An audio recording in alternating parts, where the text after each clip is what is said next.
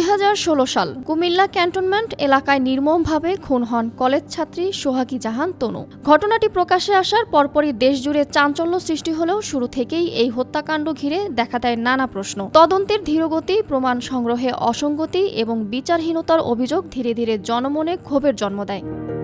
সময়ের সঙ্গে সঙ্গে মামলাটির গুরুত্ব কমেনি, বরং বেড়েছে রহস্য।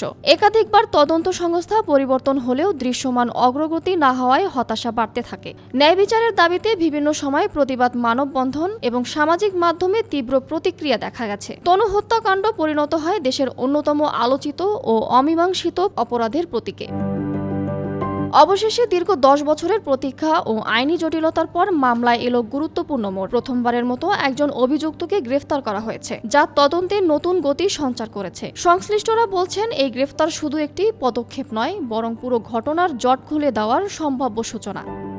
তবে প্রশ্ন এখনও রয়ে গেছে, এই অগ্রগতি কি সত্যিই উদ্ঘাটন করবে তনু হত্যার প্রকৃত রহস্য, নাকি আবারও দীর্ঘসূত্রতায় হারিয়ে যাবে বিচার? দেশের মানুষের দৃষ্টি এখন তদন্তের পরবর্তী ধাপের দিকে, যেখানে নির্ধারিত হবে ন্যায় বিচার মিলবে নাকি থেকে যাবে আরেকটি অমীমাংসিত অধ্যায়।